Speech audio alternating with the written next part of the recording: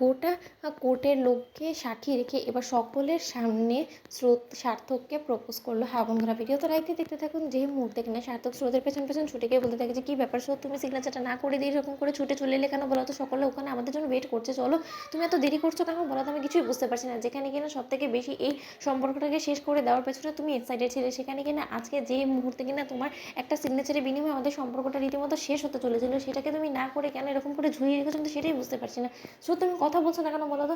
এরকম করে পালিয়ে কতদিনই বা বেড়াবে বলো তো? এরকম করে পালালে তো আর যাই হোক না কেন তুমি এই সম্পর্ক থেকে কোনো মতে মুক্তি পাবে না। তাই লিগালি সম্পর্কটাকে শেষ করে দেওয়ার জন্য তোমাকে সিগনেচারটা করতেই হবে স্রোত। ঠিক সেই মুহূর্তে স্রোত বলতে থাকে যে কেন বলো তো, কেন তুমি আমার ধৈর্য পরীক্ষা কেন নিচ্ছ বলো তো? আমি আর পারছি না তোমার সঙ্গে এরকম ঝগড়াঝাটি করে নিজের জীবনটাকে কাটাতে, তুমি সেটা বুঝতে পারছো না? অন্যদিকে সার্থক বলে থাকে যে অবশ্যই আমি জানি যে তুমি আমার সাথে কোনো মতেই সম্পর্কটাকে রাখতে চাও না, তার জন্যই তো আমি তোমাকে আমার সম্পর্ক থেকে মুক্তি দেওয়ার জন্য এই ডিসিশনটা নিয়েছি। তুমি সেটা বুঝো কেন না বুঝো মনে করছো, কিন্তু সেটাই বুঝতে পারছি না। অন্যদিকে সার্থকের কলার চেপে ধরে স্রোত এবং বলে থাকে যে তুমি কোনো কিছুই বুঝতে পারছো না। তুমি বুঝতে পারছো না যে এই ডিভোর্স আমি কোনো মতেই চাইছি না। আমি কতটা যন্ত্রণার মধ্যে দিয়ে আছি, কত কয়েকদিন যাবত আমি কোনো মতেই রাতে চোখের পাতা এক করতে পারছি না, আমি ঘুমোতে পারছি না শুধুমাত্র এই যন্ত্রণায় যে আমাকে রীতিমতো কয়েকদিন বাদে তোমাকে ছেড়ে চলে যেতে হবে, চিরকালের জন্য আমরা একে অপরের থেকে আলাদা হয়ে যাবো। কিন্তু তা সত্ত্বেও তুমি দিব্যি নিজে আনন্দে ছিলে এতদিন, আজকে তোমার হুট করে মনে হলো যে না তুমি আমাকে ভালোবাসো, হঠাৎ করে তোমার আমার প্রতি ভালোবাসা উদয় হয়ে উঠলো কেন বলো?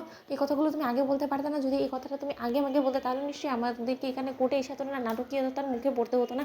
আজকে সকলে কী ভাববে আমাদেরকে নিয়ে, তুমি একবারে ভেবে দেখেছো? অন্যদিকে সার্থক বলে থাকে যে সব কিছুর জবাব তো একটাই হয় স্রোত, আরও কোনো রকম কোনো প্রশ্নের মুখে তোমাকে বিধ্বস্ত হতে হবে না, তুমি শুধু সিম্পলি একটা সিগনেচার করে দিবে স্রোত। অন্যদিকে স্রোত বলে থাকে যে আমি পারবো না, আমি সিগনেচার করবো না।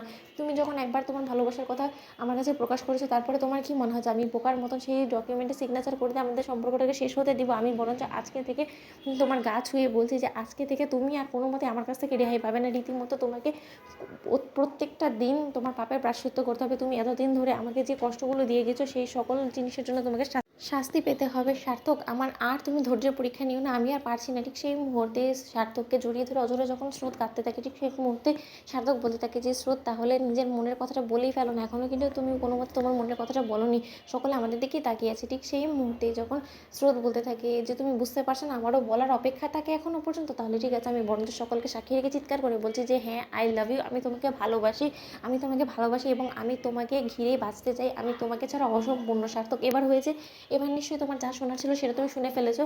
ঠিক সেই মুহূর্তে সার্থক বলতে থাকে যে এটা শোনার জন্য তো এত দিন ধরে আমি অধীর আগ্রহে অপেক্ষা করেছিলাম, আমার তর সইছিল না তোমার মুখ থেকে এই কথাটা শোনার জন্য। আজকে যদি তুমি ঠিক সময় মতো এই কথাটা বলে দিতে, তাহলে হয়তো বা আজকে সত্যি আমাদেরকে এখানে এসে এতটা সিনক্রেট করতে হতো না স্রোত। অন্যদিকে স্রোত বলতে থাকে যে চাইলে কিন্তু তুমিও আগে এসে এই কথাটা বলতে পারতে। তো বন্ধুরা, লাইক এবং শেয়ার করে সাবস্ক্রাইব করতে ভুলো না।